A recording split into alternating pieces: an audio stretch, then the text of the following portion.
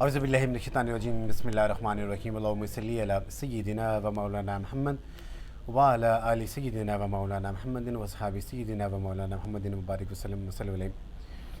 Welcome to MMRB official. Pakistan اور پاکستان سے باہر تمام ہی دیکھنے والوں کو محمد اجاز بشیر کی طرف سے نہایت خلوص ادب و چاہت و برا السلام علیکم ورحمۃ اللہ وبرکاتہ. پروگرام علم و علم کے وقفہ سوالات کے دوران آج ہمارے ساتھ علی مراد جناب حضرت علامہ مفتی تنویر احمد اعوان صاحب ہیں. السلام علیکم ورحمۃ اللہ. وعلیکم السلام ورحمۃ اللہ جناب وبرکاتہ. مفتی صاحب بہت سارے سوالات ہمارے ساتھ جو ہمارے دیکھنے والے ہیں ان کی طرف سے آتے رہتے ہیں. سب سے پہلا سوال جو ہماری طرف آیا ہے وہ ہے کہ تشہد میں جب انسان انگلی کھڑا کرتا ہے تو کیا انگلی کا اٹھانا ضروری ہوتا ہے یا نہیں ہوتا؟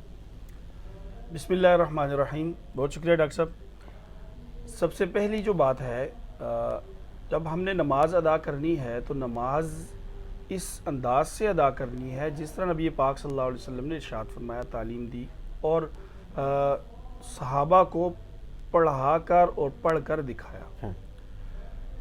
سب سے پہلی بات یہ ہے کہ تشہد میں جو انگلی کا کھڑا کرنا ہے اور وہ ہے شہادت کی انگلی کا کھڑا کرنا. نبی پاک صلی اللہ علیہ وسلم کی متعدد احادیث سے ثابت ہے، اور اس کے ساتھ ساتھ آپ صلی اللہ علیہ وسلم نے جو نماز پڑھ کر دکھائی اس کو جب صحابہ نے روایت کیا، صحیحین میں بھی یہ روایت موجود ہے. اور اس کا طریقہ یہ تھا، آپ صلی اللہ علیہ وسلم نے اپنا دایاں پاؤں کھڑا کیا ہوا تھا اور بائیں پاؤں کو بچھایا ہوا تھا اور تشہد میں بیٹھے ہوئے تھے. اور اس کے ساتھ ساتھ آپ صلی اللہ علیہ وسلم نے جب اشہد اللہ الہ الا اللہ پہ نیچے کر، اللہ الہ پہ اوپر کی اور الا اللہ پہ نیچے کر دی تشہد، اور اس کا حلقہ یوں بنا تھا. حلقہ یوں بنا تھا اور اس حلقے کو آپ نے گھٹنے کے اوپر رکھنا ہے. ٹھیک ہے، کیمرہ شاید دکھا سکے. تو اس کو اشہد اللہ الہ الا اللہ اور پھر آگے آپ نے تشہد کو مکمل کر لینا. تو سنت ہے اور اس کو سنت طریقے پہ ہی ادا کرنا. ماشاءاللہ، سبحان اللہ. دوسرا سوال یہ تھا مفتی صاحب کہ جو سنت غیر موقدہ ہوتی ہیں کیا ان کا پڑھنا ضروری ہے یا نہیں ضروری؟ نبی پاک صلی اللہ علیہ وسلم کی جو نماز میں سنتیں ہیں اس کی دو قسمیں ہیں. پہلی قسم سنت مؤکدہ اور دوسری قسم سنت غیر موقدہ. سنت مؤکدہ یہ فرض کے قریب تر ہے اور اس کا ادا کرنا یہ ضروری ہے.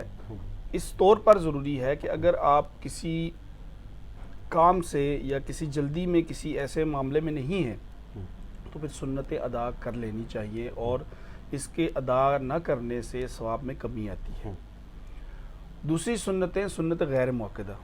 سنت غیر موقدہ اس کے پڑھنے کا ثواب ہے، اور اگر نہیں پڑھ سکا اور وہ اس نے آ کے مثلاً اثر میں وہ سنت غیر موقدہ 4 نہیں ادا کی اس نے اور فرض ادا کر دیے، فرض ادا ہو گئے ہیں، اس کو ان 4 سنتیں نہ پڑھنے کی وجہ سے وہ جو ثواب تھا 4 سنتیں پڑھنے کا، اور اس میں 8 سجدے تھے، 8 سجدوں میں کتنی تسبیحات ہیں، اس سب چیزوں سے محروم رہے گا. اور کل قیامت کے دن ہمیں ایک ایک نیکی کی قدر و قیمت ہوگی. جب انسان چاہے گا کہ پوری دنیا دے دوں مجھے ایک نیکی مل جائے، میرا پڑھنا نیکی والا جھک جائے، تو اس وقت پھر ان کی قدر و قیمت آتی ہے.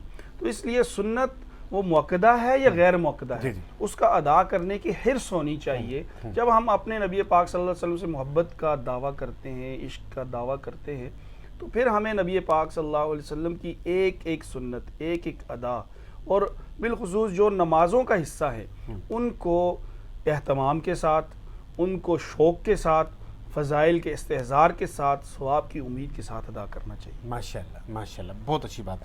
اور دوسری بات یہ مفتی صاحب، ایک اور سوال آیا ہے کہ سوال یہ ہے کہ قرآن مجید کو بخشنے کا صحیح طریقہ کیا ہے؟